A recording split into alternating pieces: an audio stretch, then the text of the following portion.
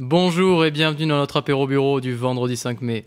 Alors Pascal, on va commencer par une mauvaise nouvelle je crois pour les producteurs de sirop d'érable. Ouais, pour nos amis les acériculteurs, tout va mal. Figurez-vous que la PETA, ce fameux organisme qui fait la promotion du végétarisme, énorme organisme mondial, a fait passer un communiqué à tous ses membres en leur expliquant et en leur demandant de boycotter le sirop d'érable.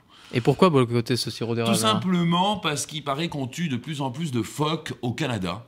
Et ce qui se passe, c'est que sur les boîtes de sirop d'érable, il y a toujours la feuille, le signe du Canada. Donc les gens assimilent le sirop d'érable à un produit canadien et aux phoques, alors qu'ils n'ont rien à voir, ces pauvres producteurs. C'est pas ben fin comme réaction tout ça. Non, pas vraiment. Alors déjà qu'il y a quelques mois, les acériculteurs couraient après les tonneaux tellement ils avaient eu de bonnes récoltes pour remplir le sirop. Puis là, ils vont courir après les clients. Et maintenant, on leur met des bâtons dans les roues. Exactement, Bravo. ça part mal. En tout cas, je pense pas qu'ils ont des posters de Brigitte Bardot chez eux.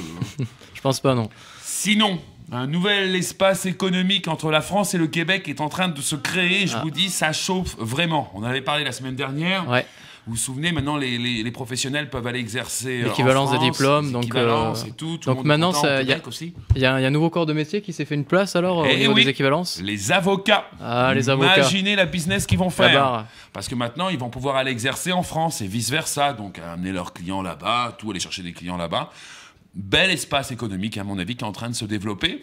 Et il y a d'autres professions aussi dont on avait parlé. De toute façon, chaque semaine, quand c'est annoncé, on vous en parle.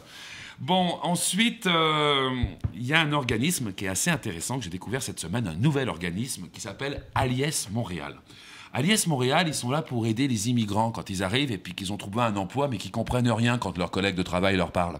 Ça arrive de temps en temps. Alors, cet organisme-là les aide et ça marche bien. Il n'y a pas de frais de toute façon. Hein. Donc, Puis j'ai cru comprendre qu'il y a de plus en plus d'émigrés qui viennent travailler au Québec. Donc, ça n'arrête pas. il faut développer une meilleure intégration au sein de l'entreprise, quoi.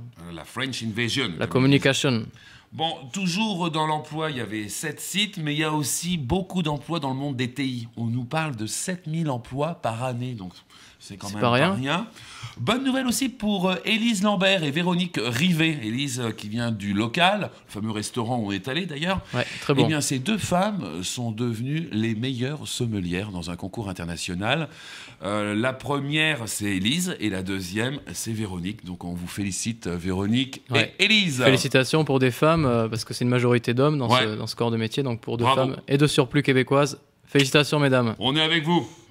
Bon, vous avez été nombreux aussi à nous écrire pour avoir toute l'info sur les bons plans sur la pêche au Québec. Alors, je sais pas pourquoi, mais c'est vrai qu'il y a beaucoup de poissons, c'est très poissonneux comme région, et puis vous vouliez tout savoir sur les Indiens. Alors, on va commencer par la presse. La presse qui nous donne 10 endroits de rêve. Donc rapidement, il y a le lac de la baie de la Tour, qui est près du golfe Saint-Laurent, qui est séparé en fait ce lac tout simplement par un terre-plein. Il y a la mer de l'autre côté, donc il faut faire gaffe. Les phoques de temps en temps peuvent sauter dans la rivière et attraper ton poisson. Donc, c'est une vraie bataille. Là. Ouais, il y a aussi le lac Mistassini, qui est quand même à 900 km au nord de Montréal.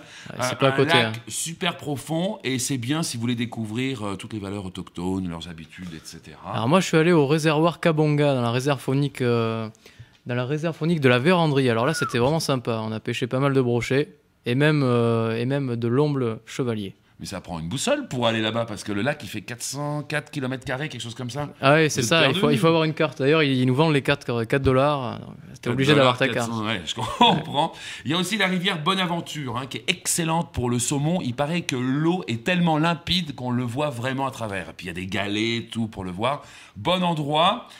Le lac Saint-Pierre aussi, qui est tellement poissonneux qu'ils ont inventé une petite recette qui s'appelle la giblotte, là-bas.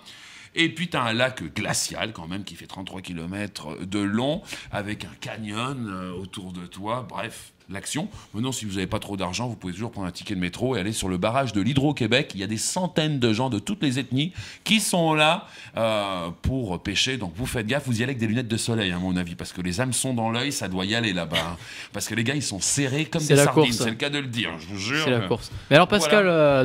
Les Indiens aussi. Oui, c'est ça, c'est les Indiens. Alors, où c'est qu'on voit les Indiens? Alors, les Indiens, il y a deux solutions, à mon avis. En ce moment, il y a les parcs de la CEPAC qui font une belle promotion, qui t'expliquent toute l'histoire l'histoire des Indiens quand ils sont arrivés, tout ça. C'est même relié aux Jésuites, puisque c'était un peu les guides à l'époque. Et il y a aussi, pour les Indiens, ceux qui veulent vraiment en savoir plus sur le terrain, vous allez sur la réserve des Mohawks à Cassasney, où là, vraiment, c'est le bordel total, puisque c'est entre le Québec, l'Ontario et les États-Unis. Il y a un poste de douane au milieu, puis... Et c'est surtout que la plupart des Indiens sont des dealers de drogue. C'est ce qu'on dit, en tout cas. C'est ce qu'on dit, après. Voilà, c'était tout pour l'apéro bureau. Merci, à la semaine prochaine.